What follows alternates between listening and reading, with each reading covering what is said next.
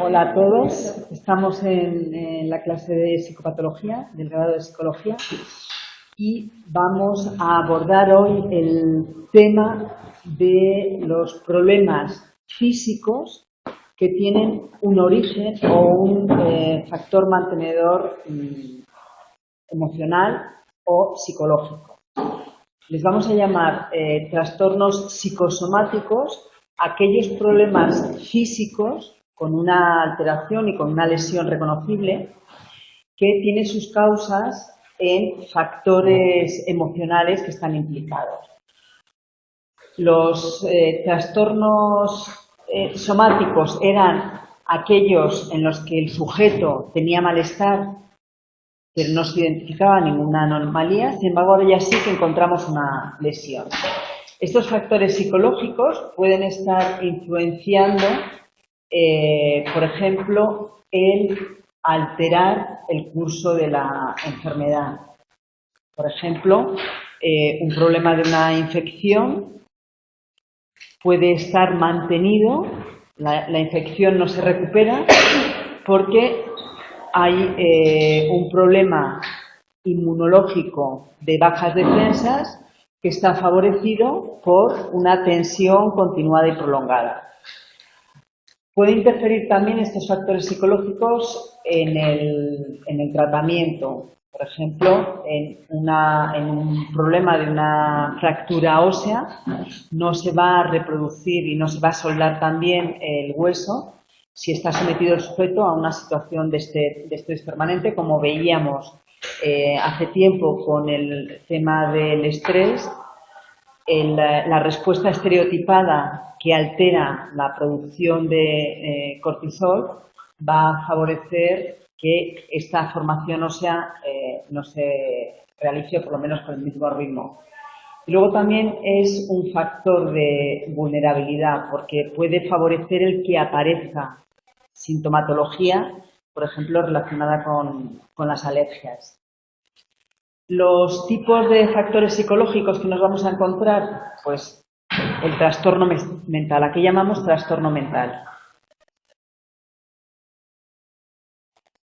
Un trastorno psicológico. Vale, pero intentar ajustarlo un poco más a lo que ya hemos visto. O sea, ¿cuándo definimos un trastorno mental? ¿Qué es un trastorno mental?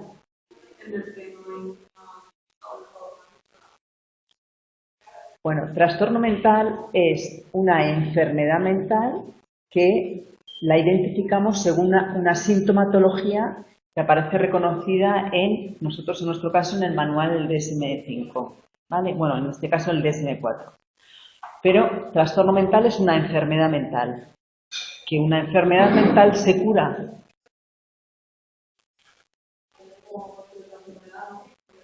Efectivamente, pero como cualquier otra enfermedad, el supuesto es que sí que remite.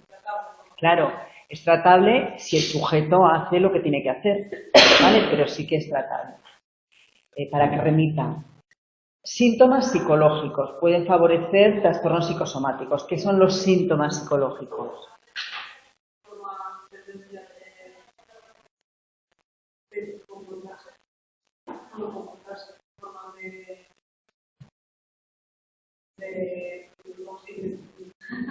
A ver, echarle una mano. ¿Qué son los síntomas psicológicos?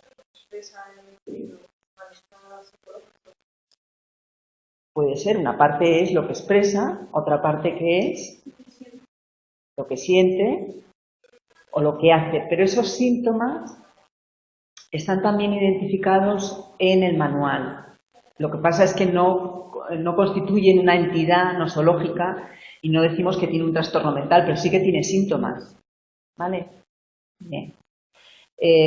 Rasgos de personalidad. ¿Qué son los rasgos de personalidad? Eso sí, efectivamente. Es la tendencia que tiene el sujeto para relacionarse y para reaccionar en la interacción con los demás y con él mismo. Entonces, hay determinados rasgos de personalidad que están relacionados con el afrontamiento. ¿Qué es el afrontamiento? Efectivamente. eso es, de afrontarlo, resolverlo, eso es. Entonces vemos que hay determinadas estructuras de personalidad, determinados rasgos que favorecen el que haya estos problemas psicosomáticos. Luego, conductas desadaptadas y respuestas fisiológicas asociadas al estrés. ¿Y qué serían estas respuestas fisiológicas relacionadas con el estrés? Eso es. Y con mayor motivo las que están relacionadas con esa respuesta estereotipada que veíamos, donde en la hipófisis se empezaba a segregar el precursor de la cortisona. ¿Vale? Bien. Bueno, entonces como vemos es un abanico muy amplio. Estas teorías que sustentan el que aparezcan lesiones somáticas por problemas emocionales o de tensión responden a varias teorías. La primera de ellas nos dice que existe siempre una relación específica entre el estímulo estresor y la respuesta. Entonces, un estímulo provocaría una respuesta fisiológica que desencadenaría una enfermedad. Pues el estrés, como respuesta fisiológica de la irritación gástrica, puede terminar en una úlcera gástrica. Cogiendo la analogía del puente con los camiones, donde se prueba cuando se construye un nuevo puente, se colocan camiones con un peso para determinar si va a soportar la carga del paso de los vehículos. Entonces, según esta teoría, el mismo estímulo, da igual en qué puente, por qué puente pase, da igual el camión, da igual en qué puente pase, siempre va a producir la misma reacción. Que la reacción no es que se rompa el puente, es que hay como una presión que hace que se deforme un poco, prácticamente inapreciable, pero es la carga, ¿no? Entonces, según esta teoría, siempre el estímulo va a producir siempre la misma respuesta. Entonces, aquí se identifica una especificidad estimular porque ocurre siempre igual en todas las personas. Una segunda teoría nos viene a decir que no siempre el estímulo va a producir la misma reacción, sino que va a depender del individuo. Entonces, este modelo lo llamamos diátesis-estrés. ¿Recordáis lo que era diátesis? Diátesis es una palabra que utilizamos mucho que identifica vulnerabilidad. Entonces, el modelo de diátesis-estrés lo que nos dice es que podemos identificar una vulnerabilidad hacia el estrés. No todas las personas desarrollan este tipo de problemas porque no son vulnerables al estrés, tienen capacidad de afrontamiento, como decías tú, resolvían y lo afrontaban bien. Bueno, entonces, desde esta teoría, lo que nos dice es que un estímulo, dependiendo del sujeto, va a producir una respuesta fisiológica u otra. Entonces, lo que nos dice, utilizando la misma analogía de antes, de los camiones y el puente, lo que nos va a decir es que el camión, dependiendo del puente que cruce, va a producir unos efectos u otros. Y en esta teoría lo que determina es que hay una debilidad del órgano, es decir, que hay una predisposición en los sujetos, predisposición genética, para que alguna parte de su cuerpo se vea perjudicada por este estrés o esta tensión emocional, independientemente del tipo de estresor. Entonces, Wenger identifica la teoría del balance autónomo, es decir, el sistema nervioso se contrabalancea con el sistema simpático y parasimpático. Entonces, en respuesta al estrés, sobre todo en los primeros momentos, lo que hacemos es accionar el sistema simpático, mientras que cuando el organismo se va a recuperar, lo que está poniendo en acción es el sistema parasimpático. Entonces, cuando hay equilibrio entre ambos sistemas, no va a haber problema. El problema es cuando se decanta hacia uno u otro. Dunbar lo que nos dice es que hay tipos específicos de personalidad que van a manifestar estos trastornos psicosomáticos. Entonces, Malmo habla de la hipótesis de la especificidad del síntoma. Entonces, según esto, la respuesta al estrés mediante un sistema somatofisiológico idiosincrásico. Eso significa que, pues lo que hablábamos antes, hay una vulnerabilidad y un órgano débil. Cada persona va a tender o tiene la posibilidad de tender a mostrar debilidad o afección en una parte de su organismo. Entonces, lo que nos dice es que hay una especificidad de la respuesta somática y una especificidad del síntoma, porque no solamente es el que haya una parte, por ejemplo, hay una persona que tiene tendencia a tener asma y el problema es que en situaciones de tensión donde procesa con dificultad lo que le está pasando y mantiene esa tensión o la acrecienta, es cuando provoca el que ese asma le degenere en un edema pulmonar, etc.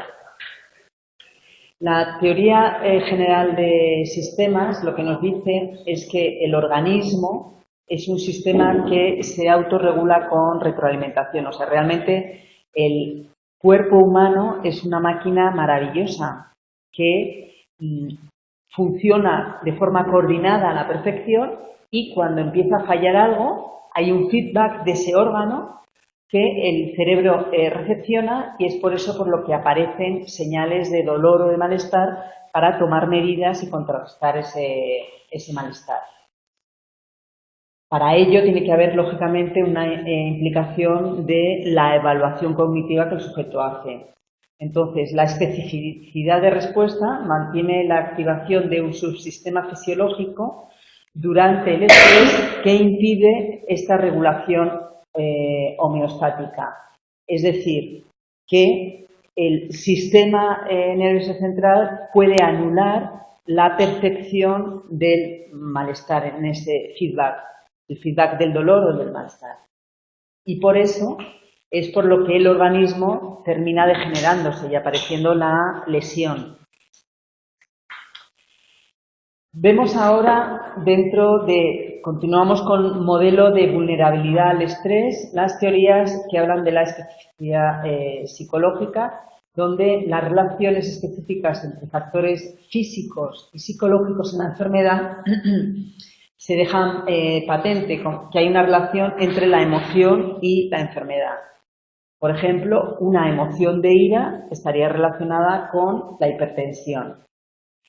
Alexander habla de la teoría del conflicto de la emoción específica y entonces nos identifica cómo hay una activación por conflictos que no tienen por qué ser conscientes en el sujeto, donde la hostilidad y la competitividad se asocia con hipertensión. El otro día veíamos que esto respondía también a un tipo de personalidad, gente que es muy competitiva y es muy agresiva. Bueno, pues vemos que también desde este punto de vista se relaciona con la hipertensión.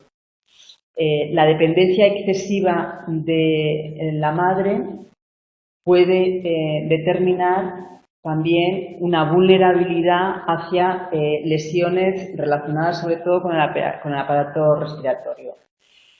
La activación del sistema nervioso, según sea del sistema nervioso autónomo, serán los trastornos psicosomáticos, y si es la activación del sistema nervioso central, serán trastornos somatoformes, con la diferenciación que haya lesión o no haya lesión.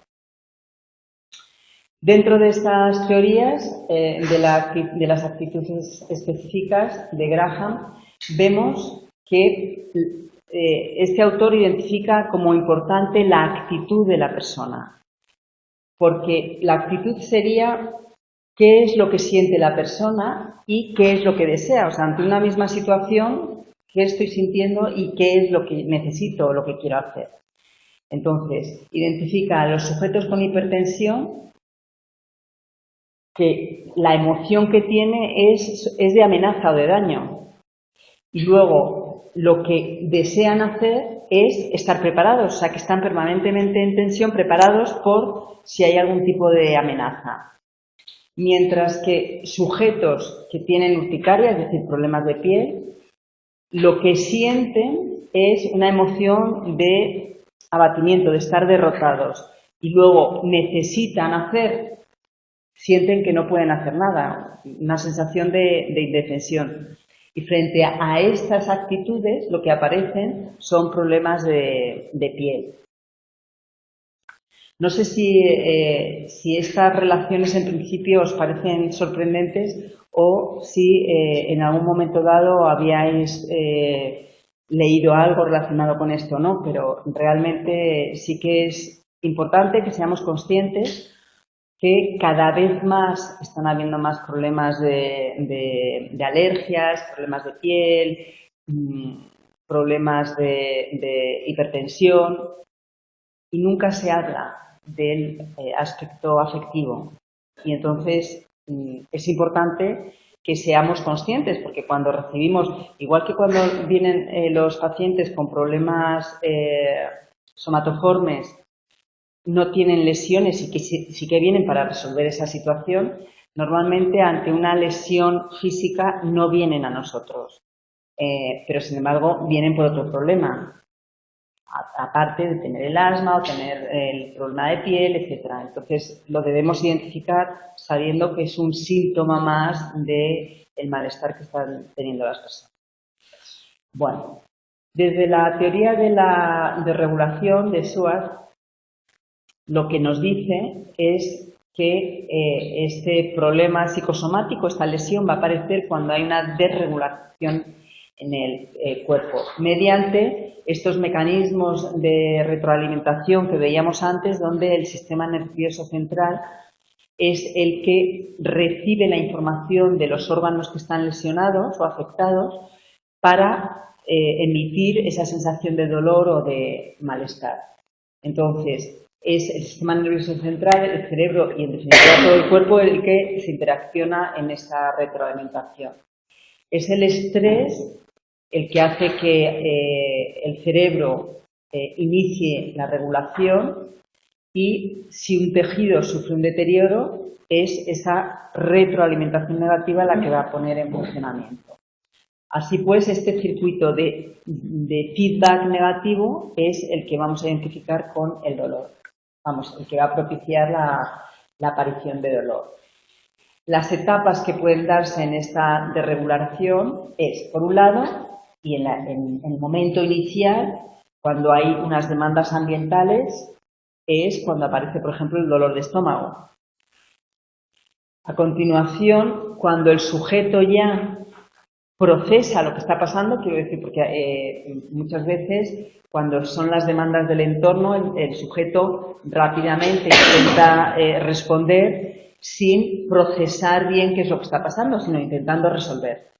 Pero cuando ya procesamos la información mediante el sistema nervioso central, es el cerebro el que va a responder de forma inapropiada, evitando este feedback negativo, con lo cual el cerebro no emite la respuesta de dolor y el órgano va a deteriorar este órgano periférico, como por ejemplo pueda ser el estómago, que decíamos antes.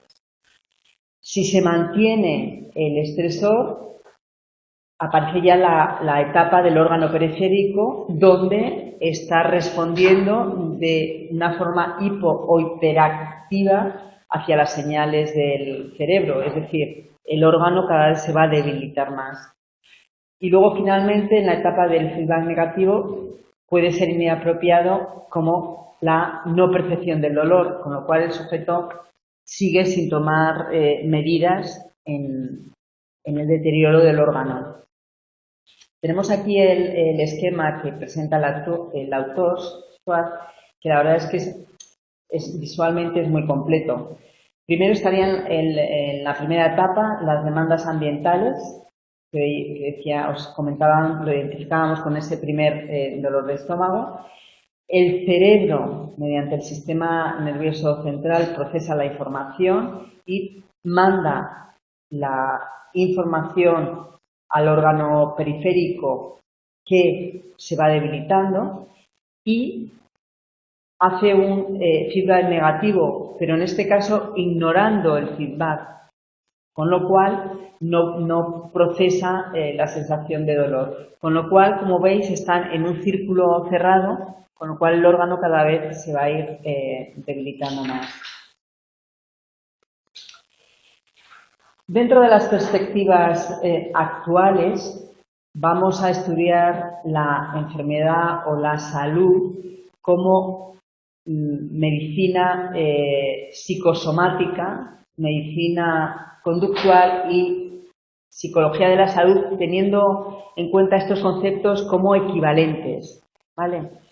El modelo biopsicosocial lo elabora inicialmente la Organización Mundial de la Salud, y lo que nos viene a decir es que la salud es el bienestar de la persona, no solamente físico, sino también psicológico. Entonces, a partir de ahí, se define la enfermedad física como causada por la interacción de factores, tanto sociales, por los sucesos que pueda vivir la persona, que veíamos de sucesos vitales como la muerte de un ser querido, una separación, un cambio de trabajo, factores psicológicos conceptualizados como procesos cognitivos que puedan ser negativos, y los biológicos, donde, por ejemplo, una subida de glucocorticoides pues favorecería la lesión de un órgano, pero que tenemos que verlo todo desde un punto de vista global. Y es verdad, o sea, el que un sujeto psicológicamente esté bien va a determinar la salud que tenga, porque ante una situación de estrés, como veíamos el otro día, el estrés no tiene por qué ser negativo si no genera una lesión en el sujeto. Si una vez que se pasa el estrés, el sujeto vuelve a su vida normal y es como siempre, pues es una prueba más, no pasa nada. Entonces siempre tenemos que atender al entorno del sujeto para ver qué número de situaciones le generan malestar. Entonces, la conducta protectora de la salud, y eso es en lo que trabajamos los psicólogos, se encuadra en las actividades para promover o mantener la salud, independientemente del estado de la salud que tenga el sujeto. Entonces, hay temas que vamos a tratar siempre cuando trabajamos con un cliente-paciente, que es la nutrición, o sea, el nivel de alimentación y la calidad de alimentación de un sujeto es muy importante, de la misma forma que el sueño, por el componente restaurador, tanto psicológica como físico que tiene. El ejercicio físico, a lo que Aristóteles decía de mente sana en cuerpo sano, es que hoy en día también sigue funcionando. Si la gente hiciera más deporte, tendría también menos problemas, porque con el deporte se queman toxinas, ayuda a refrescar ideas y realmente es un soporte también muy importante. El tener un contacto periódico con el sistema sanitario, ya a nivel físico, psicológico no, todavía no hay ninguna revisión, pero sin embargo sí que en el sistema de salud hace revisiones ya programadas con los niños cada año hasta que tienen, me parece que son 12 años. Cuando se cumplen, no sé si son 50 años, empiezan a haber revisiones para prevención de cáncer de mama, de cáncer de próstata. O sea que el sistema el sujeto tiene que estar habituado a tener un contacto periódico con el sistema de salud. Luego tiene que haber, por supuesto, un buen higiene, el bienestar psicológico, el peso, porque tanto por exceso como por defecto va a hacernos ver que puede haber algún desequilibrio en cuanto a los nutrientes, y luego el consumo de sustancias tóxicas, tanto tabaco, alcohol, drogas o inclusive medicación en exceso, que muchas veces la medicación produce efectos iatrogénicos que veíamos el otro día. O sea, una medicina que te sirve para quitarte el dolor de cabeza, pues a lo mejor te produce una úlcera de estómago. Bueno, entonces ahora vamos a ver ya los distintos problemas físicos que aparecen relacionados, asociados al sistema inmunológico, por ese efecto que veíamos de esa respuesta estereotipada donde la hipófisis empieza a segregar el precursor de la hormona del cortisol que se acciona en las glándulas suprarrenales, donde se produce. Bueno, el sistema inmunológico de cada persona nos va a prevenir y va a permitir que tengamos un sistema robusto frente a enfermedades adquiridas como puedan ser virus, bacterias, hongos o parásitos. El antígeno es una pequeña cantidad de estos microorganismos que, una vez que entra en contacto con el cuerpo, hace que el sistema inmunológico se defienda y cree defensas, con lo cual pues, no te afecta la gripe porque tu cuerpo ha reaccionado ante el primer contacto, ha reaccionado y se ha generado una protección. Entonces, los anticuerpos son los que producimos en el cuerpo, fundamentalmente en la médula ósea y en el timo, donde se producen los leucocitos. Las células del sistema inmune, lo que vamos a ver ahora, son los granulocitos, monocitos y linfocitos. En este esquema viene muy bien identificado, donde vemos como en la médula ósea se producen los linfocitos que van a accionarse en el timo produciendo los linfocitos T y que van a permitirnos tener una inmunidad celular contra infecciones de virus y de hongos. Por otro lado, los monocitos y los granulocitos van a accionar una inmunidad inespecífica, como destruyendo directamente las bacterias. Entonces, este es el sistema de producción de leucocitos o glóbulos blancos que van a ser lo que va a ser nuestro quinto de caballería para defendernos de estos microorganismos. Como os decía antes, la respuesta estereotipada es el sistema del hipotálamo, hipófisis, glándulas suprarrenales en respuesta a problemas inmunológicos. Y serán los glucocorticoides, fundamentalmente el cortisol y la cortisona, los que van a producir la supresión de estas células inmunológicas que tenemos y nos van a dejar inmunes ante las infecciones y los virus. La hormona hipofisiaria, que es la que os decía que es el precursor del cortisol. Bueno, como veis estamos un poco volviendo a ver dentro del apartado de cómo reacciona nuestro organismo, pero ahora ya identificándolo en qué alteración específica es donde aparece. Y este es el cuadro que veíamos el otro día, para recordarlo, cómo aparece esa respuesta estereotipada desde la hipófisis, que por un lado produce en las glándulas suprarrenales los corticoides, y luego desde el hipotálamo, accionando el sistema nervioso autónomo, va directamente al estómago. Por eso el estómago, como te decía el otro día, es un órgano sensible, muy sensible al estrés. Por eso hay gente que dice, yo cuando estoy nerviosa se me bloquea el estómago y no puedo comer. O al revés, yo cuando estoy nerviosa es que como de forma desaforada, y es por esas reacciones y sensaciones que hay en el estómago producto de las situaciones de tensión emocional.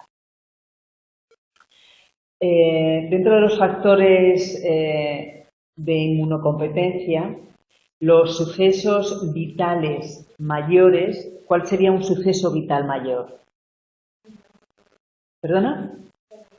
Eso es, vale.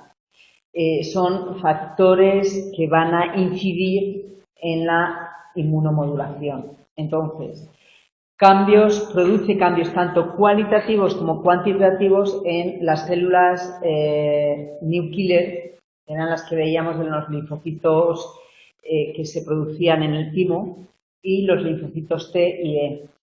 También están los estresores crónicos, que puede ser un estresor crónico. Eso es. Los problemas diarios del trabajo.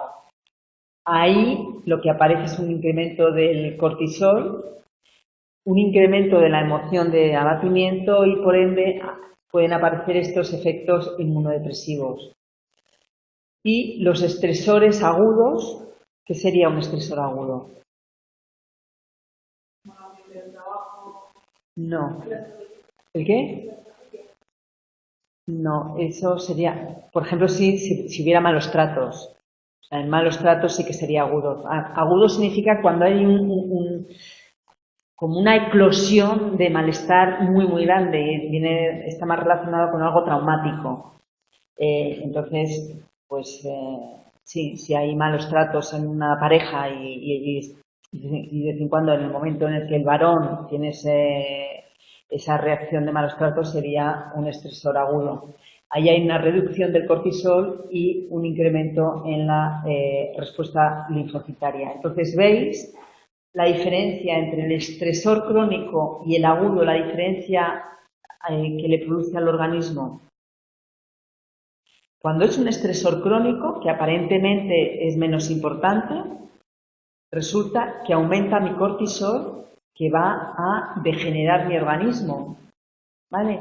Mientras que cuando es un estresor agudo, algo muy fuerte, muy potente, muy traumático, el cortisol se reduce y se aumenta la respuesta linfocitaria, es decir, que es positivo para el organismo, mientras que un estresor crónico es extenuante, o sea, con unos efectos realmente importantes. Y esto es contradictorio, porque una persona va a buscar ayuda cuando hay algo muy saliente, pero sin embargo cuando está sometido al estrés del trabajo continuado y tal, pues me tengo que aguantar y me tengo que aguantar. Y este estresor crónico es el que realmente va a dejar unos efectos a largo plazo pues irreparables. Vamos a ver ahora el cáncer como una reacción del organismo que está afectada también por problemas emocionales. Y vemos cómo desde la teoría de Holland hay factores en cuanto al comportamiento y factores a cómo procesamos psicológicamente las acciones sociales que van a estar influenciadas en el desarrollo del cáncer. Y está este cuadro de Holland que es muy evidente, muy claro, donde identifica diferencia entre factores que están influyendo al inicio de la enfermedad o en la progresión de la enfermedad. Y como efectos directos, el estrés psicosocial va a tener un efecto directo en el inicio del cáncer. Pero, sin embargo, en la progresión del cáncer va a ser no el estresor psicosocial, no cómo estoy yo procesando lo que está pasando, sino cómo me siento y qué recursos veo que tengo, es lo que realmente va a estar afectando en la progresión del cáncer. Es decir, cuando una persona siente que no puede hacer nada y entra en un abatimiento emocional, va a favorecer que esta enfermedad siga progresando.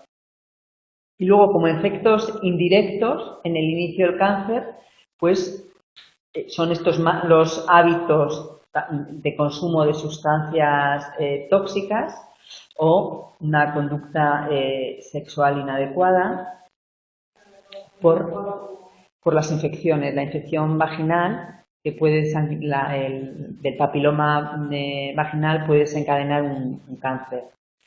Y como dentro de la progresión del cáncer como efectos indirectos, pues va a estar relacionado con la detección precoz, las conductas de adherencia y el apoyo social. Entonces ya vemos cómo podemos identificar en las personas que padecen esta enfermedad qué estresores y qué reacciones en la persona pueden estar favoreciéndolo.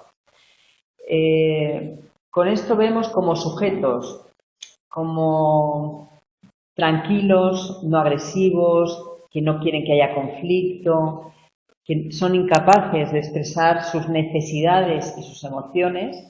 Si tienen malestar lo anulan o no lo transmiten, o si están enfadados también lo suprimen, inclusive no lo quieren ni admitir. Y lo que sí que tienen son esos sentimientos de no puedo hacer nada y no valgo nada. Serían, desde la definición de Belloc, serían personas con una personalidad tipo C, que son, aparentemente, pues es positivo, es apaciguadoras, cooperativas, pacientes, pero si a esto se le une el no asertiva, ¿qué es asertividad?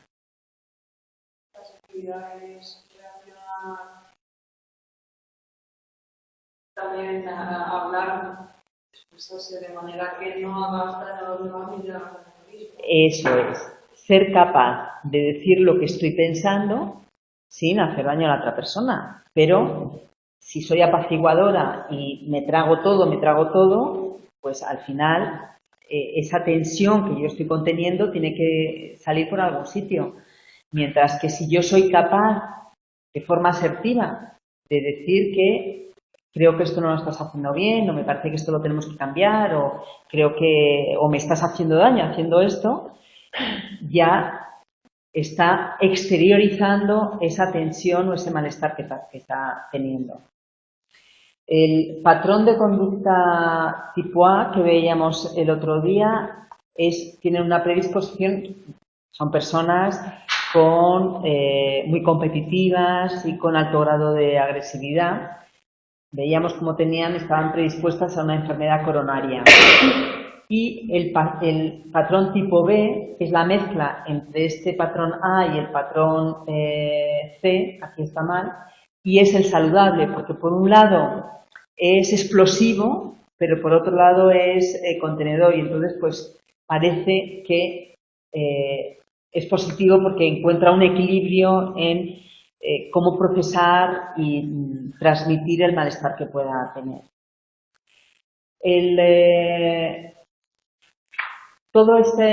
Estas personas con esta tendencia puede contenerse o remitirse con unas buenas estrategias de afrontamiento. Entonces, el espíritu de lucha.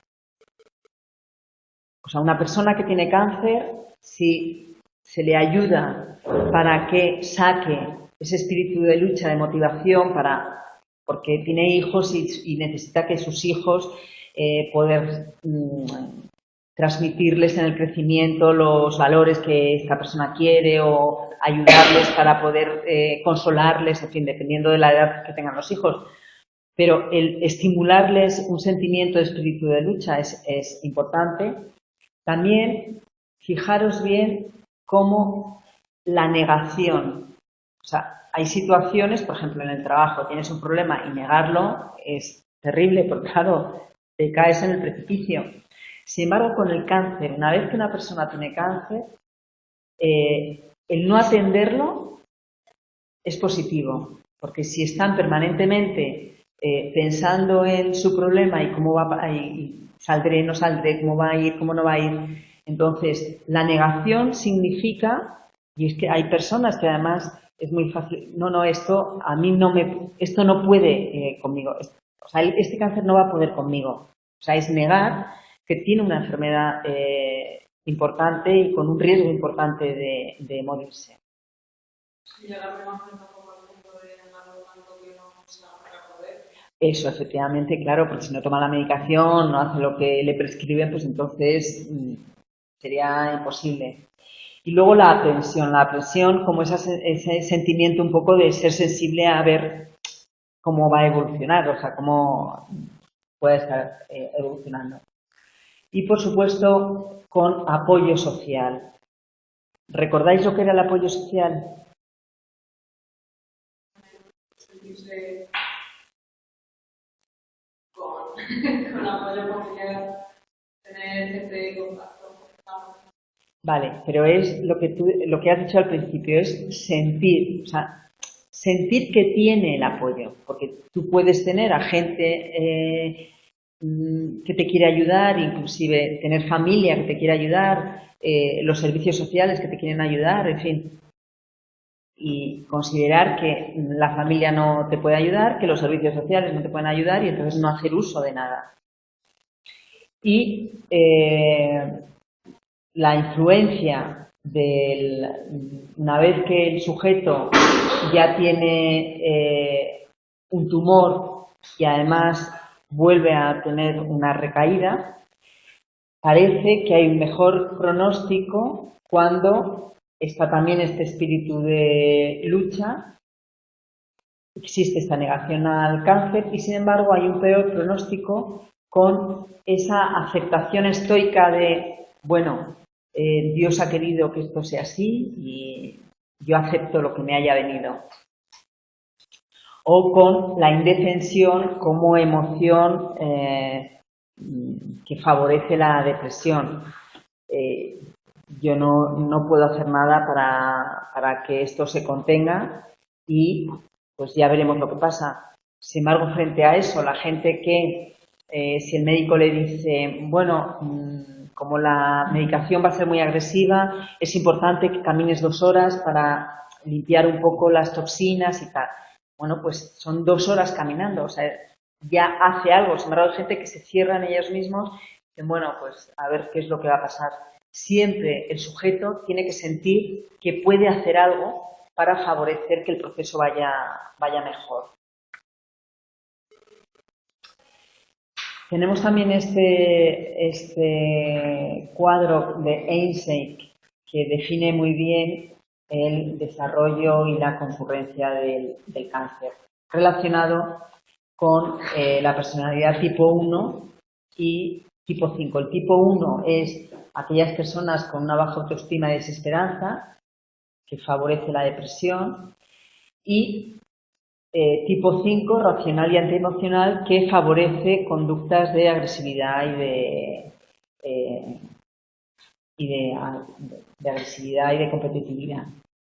Entonces, este tipo de personalidades, cuando aparece, las dos son muy distintas, pero en un momento en el que aparece estrés psicosocial, significa que hay algo en mi entorno, una demanda de mi entorno, que a mí psicológicamente me está afectando. Entonces aparece una emoción y un afrontamiento, que puede ser de desesperanza, indefensión, depresión, supresión emocional, pasividad y baja hostilidad. Y esto hace que se accione la función neuroendocrina favoreciendo el aumento de cortisol que veíamos en la respuesta estereotipada, con lo cual afecta a la función inmune en el sujeto y puede favorecer el desarrollo del cáncer. Tenemos como factores protectores personas neuróticas. ¿Qué son las personas neuróticas?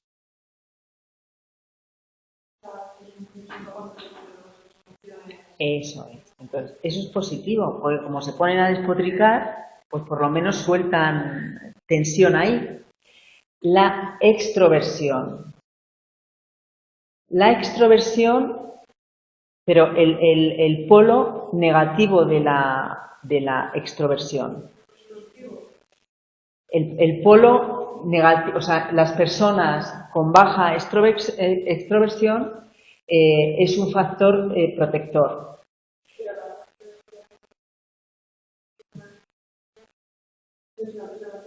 Eso es. Que parece parece lo contrario, porque efectivamente una persona más introvertida es la que se guarda todo pero bueno, según el modelo es lo que nos viene a decir.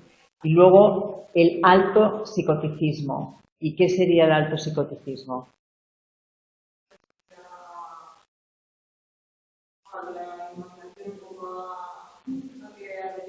Eso es, a hacer razonamientos que no sean todo lo objetivables, sino desarrollar procesos en base a mis percepciones, sin coger datos realmente objetivos. Bueno, entonces, estos factores aparecen como protectores y luego vemos como el apoyo social, o sea, ante la aparición del estrés psicosocial puede aparecer un apoyo social que en caso de que haya una ausencia aparecería la recurrencia al cáncer. O sea que el cáncer, por un lado, aparece por esta respuesta estereotipada que estamos viendo, pero la recurrencia al cáncer va a estar más relacionada con el apoyo o no apoyo social en la persona, dentro de las posibilidades que le permite recursos para combatirlo y contenerlo. En cuanto a la prevención para el cáncer, vamos a ver los distintos tipos de prevención, que esto es, pues, de la misma forma lo vamos a aplicar en cualquier tipo de enfermedad. Porque una prevención primaria, ¿cuándo se aplicaría? Eso es, justo. Antes de que aparezca el malestar, hacemos la prevención primaria.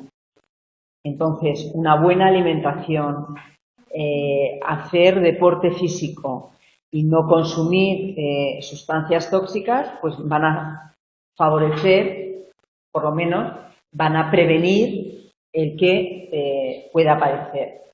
La prevención secundaria, ¿cuándo se aplica? Efectivamente, es cuando se detecta en sus inicios una enfermedad. Entonces, en estos casos, para la prevención secundaria, la mamografía es la más eficaz. Es decir, cuando antes os decía estas circulares que pasan cuando la mujer tiene 45 años, lo que va a aplicar es una prevención secundaria, porque da por hecho que va a haber un porcentaje de señoras que van a tener un cáncer y lo van a conseguir detectar con esa mamografía. Porque dentro de la prevención primaria no hace ninguna alusión, por ejemplo, a lo mejor lo tengo malentendido, si hemos dicho que también el tipo de personalidad o la falta de controlar el estrés puede hacer que tu sistema un cáncer, porque todo es de dieta, comida. Efectivamente. O sea, dentro de la prevención primaria sería vital el establecer técnicas de contención del estrés. Yo no sé si vosotros habéis trabajado o habéis escuchado hablar de mindfulness.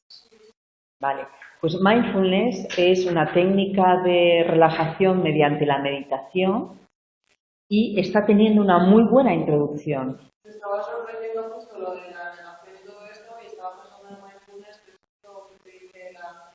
Eso es. Que no sea una negación brutal y que no se va a hacer la gente cerca. Sería buen mindfulness en el caso. Claro, lo que pasa es que en el cáncer el mindfulness sería atender a mi corporalidad, pero no centrarme en el tumor. ¿Sabes? Eso es, justo. Entonces, permitir que la circulación de tu cuerpo fluya de forma natural, que tu oxígeno lleve, o sea, que tu respiración lleve oxígeno al cuerpo, desde una actitud de ecuanimidad, de no evaluación y cortar tus pensamientos de estrés y de malestar, porque realmente tú cuando estás haciendo mindfulness estás cortando tus preocupaciones y te estás atendiendo solamente al aquí y ahora de tus sensaciones corporales, pero no específicamente o sea, no atender al tumor, no atender al malestar. Es más, cuando se está haciendo mindfulness y aparece y te pica una oreja o te empieza a doler en la pierna, lo que siempre se dice es atiende a tu sensación y observa cómo nunca es estable y permanente, sino que aparece y desaparece. Dolor de espalda. Pero depende de qué postura tengas, porque si te duele es porque o vienes con alguna contractura o tienes una mala postura. Ah. Pero bueno, en todo caso lo que quiero decir es que el mindfulness ya también se está introduciendo en las escuelas, con lo cual eso sería una prevención primaria. Pero es verdad que nos está costando sudor y lágrimas el que tome entidad propia actividades psicológicas preventivas con el efecto que tiene tan potenciador. O ya no solo preventivas, sino ya lo tienes. Si sabes que la manera en que tú te tomes va a favorecer una cosa a otra, pues ¿por qué no le pides recursos aparte? Claro, claro, sí, sí. Sí, yo tengo casos cercanos que esas cosas nada, y yo estoy todo el rato y viendo lo que hablas. Sí. Bueno, la verdad es que la psicología es una ciencia relativamente joven, porque tiene solamente 2 siglos de vida.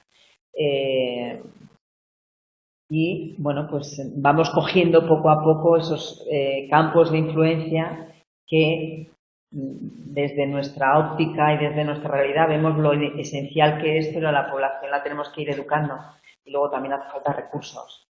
Y los recursos, pues, claro. Bueno, entonces, dentro de la prevención finalmente terciaria, que es cuando ya la enfermedad está avanzada, pues es la necesidad de que haya una adherencia al tratamiento y que haya un afrontamiento psicológico para combatir el dolor, donde no solamente es psicológico, sino son los fármacos para contener el dolor, pero también la actitud de la persona, igual que el control del vómito. Y luego, pues fijaros cómo dentro del tratamiento de la prevención terciaria se habla de la mejor interacción del personal sanitario, que ahí sí que están interviniendo mucho y están trabajándolo mucho.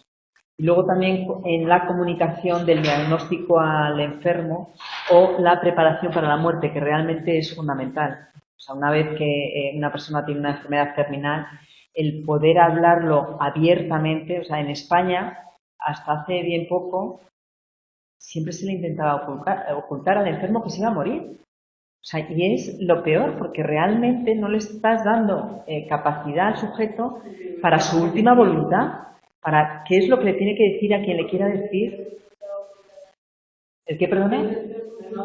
No hacerle sufrir, sí. Sí. Y entonces ya cada vez más... O sea, ya, pero no es, pero es igual de negativo, porque tú también tienes que preparar a tu entorno para que sepan dar el paso con un significado, porque en el fondo la muerte para cada uno tiene que tener el significado que sea y por lo menos dejar a tus seres queridos con esa óptica de qué es lo que yo estoy haciendo en la vida y no sufráis por mí, porque desde luego todos vamos a morir en algún momento dado. Bueno. Entonces, estos serían los 3 tipos de prevenciones. Vamos a ver ahora otra enfermedad muy grave, el SIDA, que afortunadamente cada vez está teniendo ya menos incidencia porque se ha invertido mucho en su contención, pero fue una enfermedad que apareció de una forma súbita y que costó identificarla y ver que era un problema del sistema inmunológico. Entonces, al ser un problema del sistema inmunológico, pues todos los factores emocionales y estresores van a influir mucho por esa las bajas defensas. Y en la prevención, bueno, pues se tiende a modificar los hábitos, lógicamente para no tener relaciones sexuales si no se utiliza prevención, si en caso de que haya una persona con SIDA, pues todo lo que sea el tener heridas y tal, pues la prevención significa el saber contenerlo para que no pueda haber contagios y disminuir la vulnerabilidad cuando se expone al virus y la accesibilidad de los medios preventivos. Vamos a ver ahora los problemas de piel, que yo creo que este es como el campo donde está habiendo una incidencia mayor en relación a el nivel de vida que llevamos y los problemas con los que nos encontramos de estresores. La alergia, como veíamos antes, y la que se relaciona con los problemas de piel se asocia con los linfocitos B y los linfocitos T, que eran los que se procesaban en el timo. Los problemas de piel hay un factor hereditario y de vulnerabilidad inmunológica. Pero la vulnerabilidad no significa que siempre se tenga que mostrar, que siempre tenga que aparecer. Repercuten los factores emocionales para que aparezcan. Entonces, desde el modelo psicodinámico indican que cuando hay una dependencia infantil hacia la madre, son adultos que van a tener una vulnerabilidad en este sentido. Lógicamente, cualquier dependencia hace que sientas que no tienes recursos para solucionar un problema. Entonces, es lógico que se relacione con estresores. La rinitis alérgica, que son las inflamaciones de las mucosas, se relaciona con estrés antes de que te aparezca esta inflamación y con personas que desde el modelo psicodinámico están a la defensiva, son muy inseguras, muy dependientes, quisquillosas. Estos problemas de la piel se relacionan con los problemas emocionales por la relación que hay en la activación del sistema nervioso simpático, que es lo que induce a su aparición. La artritis reumatoide, diferenciando artritis de artrosis. La artrosis sería el desgaste por el uso, mientras que la artritis es la inflamación producida en las inflamaciones producida por o favorecida por situaciones psicológicas. Y lógicamente es más difícil de contener esta segunda que la primera, a pesar que la primera empieza de una forma más insidiosa y va progresiva, mientras que la artritis aparece de forma más brusca y es más difícil de contener. Esta artritis, que es una inflamación de las articulaciones, aparece en una proporción bastante mayor en el hombre que en la mujer y aparecen entre los 20 y los 50 años, más hacia los 30 y 50 años. Los tipos que hay, según Rimon y Larson, es personas que se relacionan con el estrés, donde no hay una historia familiar, y una segunda categoría no relacionada con el estrés, que es cuando hay una influencia genética. Esta segunda categoría es la que está relacionada con la artrosis. ¿Vale? Vamos a ver ahora la cardiopatía coronaria, es decir, los problemas relacionados con los problemas cardiovasculares, que van a ser los responsables de un infarto de miocardio. Esto se produce porque la sangre que tiene que llevar nutrientes y oxígeno a las paredes del músculo cardíaco, no le llega lo suficiente porque hay un ateroma que impide que pase suficiente sangre por las arterias.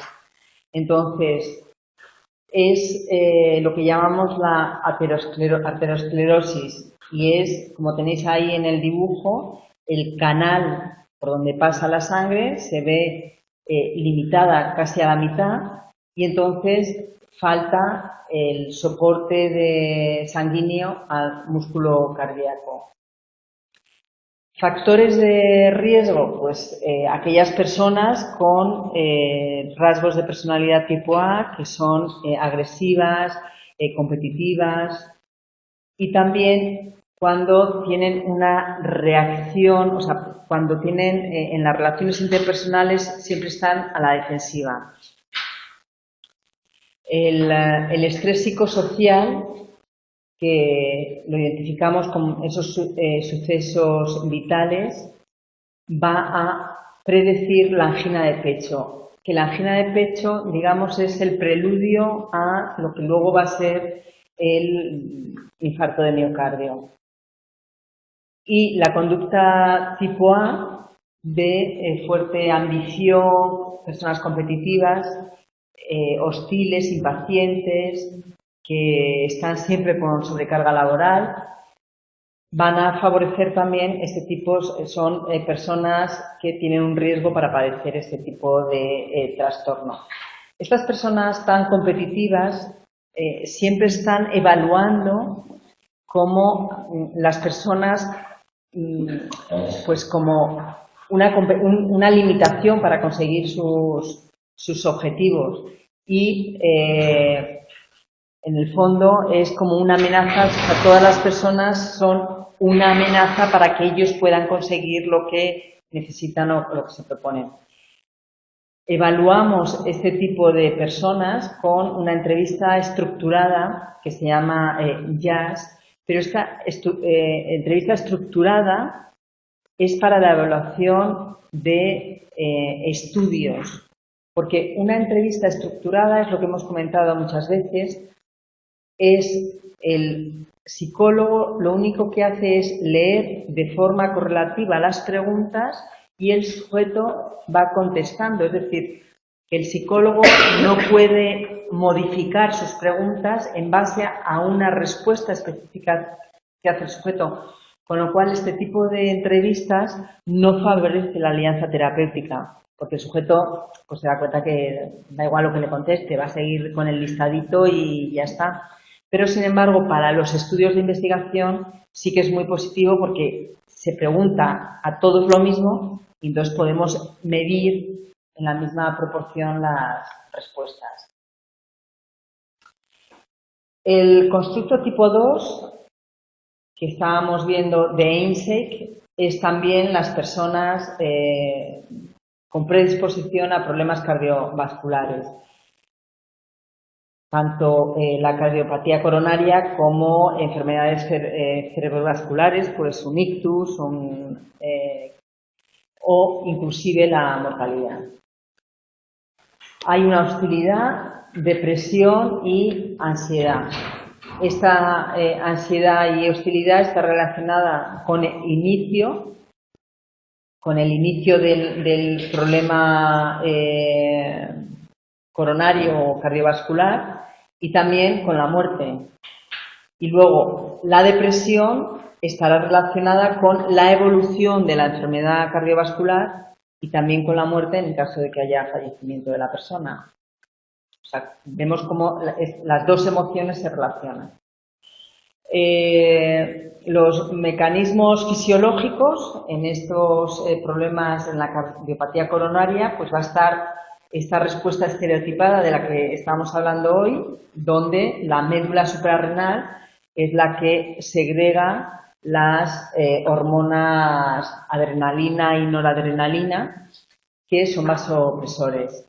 Y luego, los factores psicológicos que influyen en el sistema nervioso autónomo, vemos que es la elevada hostilidad que favorece una reactividad cardiovascular, donde hay un incremento de la presión sanguínea y de la tasa cardíaca. Y luego, desde la reacción neuroendocrina, va a haber un incremento de la adrenalina y la noradrenalina. Vamos a ver ahora los problemas gastrointestinales. Veíamos el otro día en las enfermedades somatoformes cómo la tripa en los niños sí que era un punto débil de notar dolor real, aunque no hubiera ninguna alteración. Sin embargo, hoy ya vamos a ver cómo aparecen ya las lesiones en el sistema gastrointestinal. Está asociado el estrés con procesos del sistema nervioso autónomo que inerva el estómago. Veíamos antes cómo no era mediante el proceso hormonal de las glándulas suprarrenales, sino que es el sistema nervioso autónomo el que inerva al estómago, produciendo el dolor del estómago cuando hay nerviosismo. Y aparece la úlcera péptica. Estas las distinguimos entre úlcera gástrica, cuando solamente hay una erosión de la mucosidad del estómago. Una úlcera duodenal, cuando la erosión es de la mucosa, pero del duodeno. En este caso va a haber más incidencia de sucesos vitales en el inicio de la enfermedad. O puede haber una mezcla de ambas úlceras. Los trastornos inflamatorios del intestino se producen por un mecanismo también inmunológico alterado y diferenciamos entre la colitis ulcerosa y la enfermedad de Crohn. En el primer caso hay una inflamación de la mucosa, una inflamación grave de la mucosa del intestino grueso. Y la sintomatología pues, es diarrea, dolor abdominal, sangre, fiebre. Cuando hablábamos del dolor de tripa somático, era solamente el dolor. Aquí ya aparece pues, esa diarrea o esas pérdidas de sangre. Aparece de forma aguda y va teniendo remisiones, pero no se llega a controlar. Y el problema es que si se mantiene en el tiempo, degenera en un cáncer de colon. Mientras que la enfermedad de Crohn es una inflamación, pero necrosante de las mucosas. Es decir, necrosante significa que se muere, es tejido muerto, ¿vale? Y que se va extendiendo por toda la pared del intestino, con lo cual los riesgos que hay, bueno, al necrosarse la mucosa, pues hay diarreas porque se pierde la flora intestinal, lógicamente. Puede haber también pérdidas de sangre y el curso es insidioso, significa que no es tan grave inicialmente o tan fuerte como en la colitis ulcerosa, pero esta necrosis de las paredes de la mucosa puede hacer que haya una obstrucción intestinal y, si no se detecta, puede ocasionar la muerte, lógicamente. Con lo cual, como veis, son dos procesos pues muy difíciles porque tienen unas repercusiones muy negativas en el sujeto. Estamos ahora con los trastornos respiratorios, el asma bronquial, que también tiene una alta incidencia en la población. Son procesos por hipersensibilidad de la mucosa respiratoria dentro de los pulmones.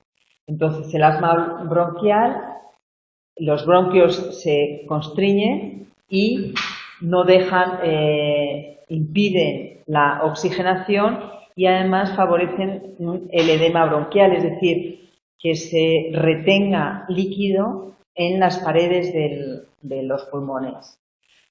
Tiene una naturaleza crónica, es decir, que cuando aparece el sujeto ya lo va a tener de forma continuada, aunque contenida, y aparece en la infancia. ¿Qué aspectos psicológicos encontramos que están relacionados con el asma bronquial?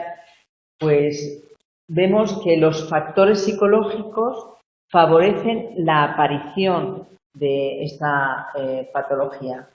Y las variables de personalidad, sobre todo la ansiedad rasgo, porque ¿qué diferencia habría entre la ansiedad rasgo y la ansiedad estado? La ansiedad rasgo es una característica de la personalidad. Eso es. Y la estado es Eso es, perfecto. Bueno, pues entonces cuando dentro de mis rasgos de personalidad yo tengo ansiedad como rasgo, va a ser una variable vinculada al asma. Y también los estilos cognitivos, donde el sujeto lo que esté haciendo es como estar rumiando y autolimitándose. ese tipo de procesamiento cognitivo lo va a favorecer, y luego emociones como la depresión o la ansiedad van a determinar la evolución de esta patología. La diabetes mellitus es una alteración en el metabolismo, en cómo metabolizamos, cómo procesamos la glucosa, y va a estar influenciada por una producción deficiente de la insulina, que no va a permitir el procesarlo.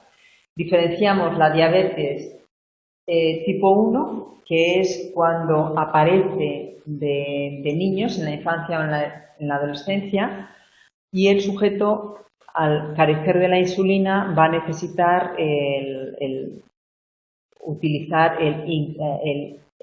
ponerse esta insulina para poder metabolizar las cantidades de azúcar que pueda estar ingiriendo por la alimentación. Y la diabetes tipo 2 se denomina no dependiente de insulina porque va a desencadenarse por una mala alimentación y fundamentalmente por un exceso de peso, por la obesidad. Entonces, lógicamente, esta aparece en la edad adulta y se contiene mediante la alimentación y el ejercicio físico, porque en cuanto se contiene el exceso de peso, se controla la producción de la insulina. En todo caso, ambas están influenciadas por el estrés. No puede ser que seas probable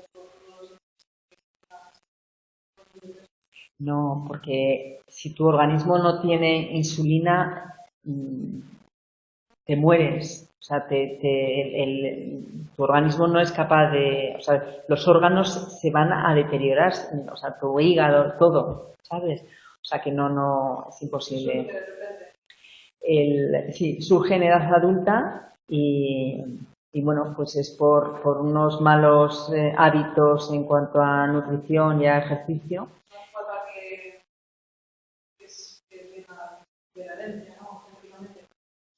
Bueno, en principio no, yo no he leído datos de que sea hereditario, sino que está relacionado con el sobrepeso. Y luego, ¿perdona?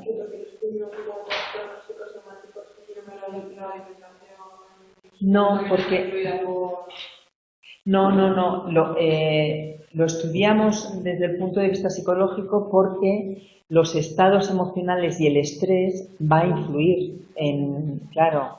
Entonces, por eso es un factor importante a tener en cuenta dentro de la aparición y mantenimiento también de la diabetes. Es decir, probablemente o sea, un sujeto que no produce la insulina, en situaciones de tensión va a ser más difícil que, a pesar de ponerse la insulina y demás, pero los efectos van a ser peores que si no tiene estrés o problemas psicológicos, ¿vale?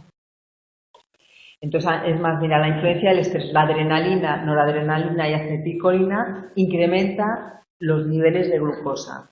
Es decir, y esto está relacionado con la hipófisis que produce la hormona corticotrofina, que es la precursora de los corticoides. Como estresores diarios negativos, harmless, la traducción serían como malestar.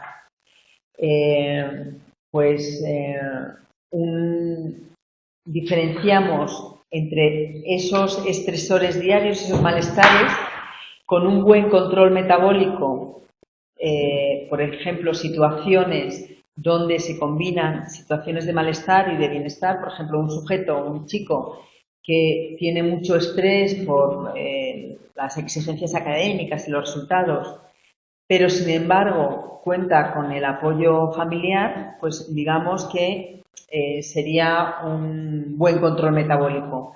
Mientras que una situación donde yo tengo malestar porque no acepto el tener esta enfermedad, la diabetes, tiene un pobre control metabólico porque está sometido permanentemente a esa emoción de malestar del sujeto. Y esto no solamente pasa con la diabetes, cualquier enfermedad crónica, cualquiera, los primeros pasos donde al sujeto se le diagnostica la enfermedad tiene que ir acompañado por un trabajo psicológico para que acepte la enfermedad no como un designio fatal, sino bueno, como algo que tiene que tomar una serie de precauciones, pero que le puede permitir tener una vida casi normal. Entonces, cuando un sujeto ha aceptado una enfermedad crónica, deja de ser un problema. Un sujeto que tiene una enfermedad crónica y no la acepta es un problema doble, porque tiene la enfermedad más la preocupación por tener la enfermedad. Entonces, ahí el trabajo del psicólogo es muy importante. Desde un enfoque transaccional del estrés, se contempla la diabetes como el estresor. Entonces, o sea, la percepción de tener diabetes es ya en sí mismo el estresor. Entonces, como elementos mediadores estaría la capacidad de afrontarlo del sujeto, la evaluación y el apoyo que recibe del entorno. Y la finalidad, lógicamente, es adaptarse, aceptar y adaptarse a la enfermedad. Tenemos el cuadro de Barlow donde identifica, también es muy visual, como un organismo dentro de la diabetes 1, que hemos visto que era aquella en la que desde niño ya el sujeto deja de producir la insulina. Entonces, el órgano enfermo aparece un desequilibrio psicológico y o neuroendocrino, psicológico por el malestar, el estrés y o porque desencadene una descompensación de la producción de las hormonas corticotróficas. Y esta persona puede, por un lado, tener una adaptación negativa, negándose la enfermedad, echándole la culpa a los otros, con lo cual hace una pobre adherencia a seguir el tratamiento y un pobre control diabético, frente a una adaptación positiva, que es cuando el sujeto tiene estrategias para afrontarlo, coge información y tiene una buena adherencia hacia lo que le prescribe el médico, con lo cual tiene un buen control de la diabetes. Entonces, será aquel sujeto que tiene un pobre control el que va a manifestar además estresores somáticos, esa respuesta estereotipada, y estresores psicosociales, porque le va a generar malestar todo lo que vea en su entorno relacionado con el malestar que está teniendo el sujeto, con lo cual le tenemos metido en un círculo vicioso que le hace incrementar la intensidad de su malestar. Vemos ahora el dolor crónico. El dolor tenemos que diferenciar entre el dolor agudo, que el dolor agudo, ¿qué sería? Eso es, algo puntual muy fuerte. Y entonces ese dolor es necesario, porque si tú te rompes un hueso y no te duele, pues te lo machacas. Mientras que si te rompes un hueso y te duele mucho, tomas las precauciones para que eso quede inmovilizado y se suelde. Mientras que el dolor crónico, que llamamos dolor crónico cuando sobrepasa los 6 meses, ya deja de ser adaptativo, porque ¿de qué nos está informando ese dolor?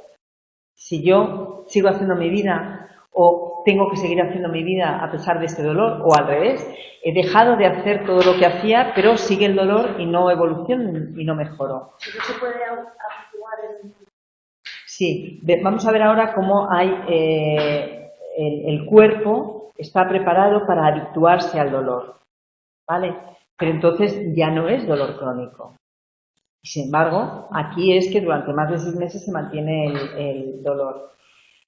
Es un dolor psicógeno, que significa que no hay una causa orgánica que lo esté produciendo. Y este dolor psicógeno lo podemos incluir dentro de los trastornos somáticos. Y luego hay un dolor disfuncional que va a representar pues, un desajuste psicofisiológico, que también lo vamos a identificar como un trastorno somatoforme. Y aquí es lo que tenemos, lo que tú has comentado, y es la teoría de la puerta de Melfihat, que es como el cuerpo es capaz de habituarse a un dolor. No sé si alguna vez os habéis puesto un zapato que os dolía un poco para una boda, y que es un zapato que te duele un poco, pero aguantas y llegas a no dolerlo. Es cuando te quitas el zapato, cuando dices, ¡guau!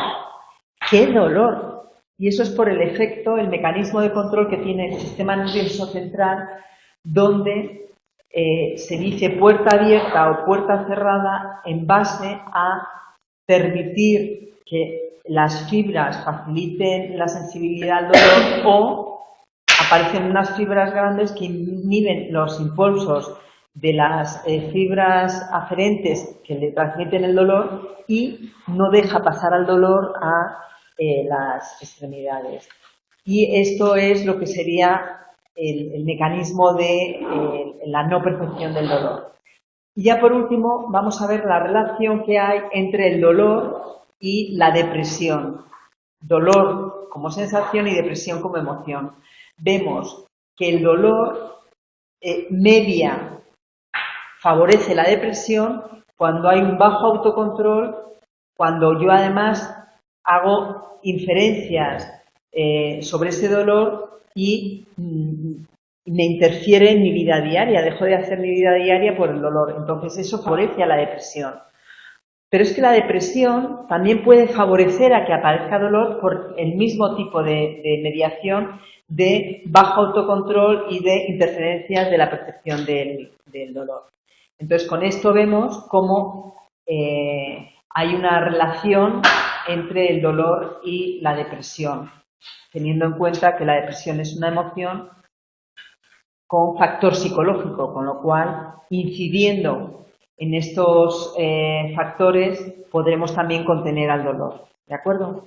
Y con esto ya damos por concluido el tema de hoy. Gracias.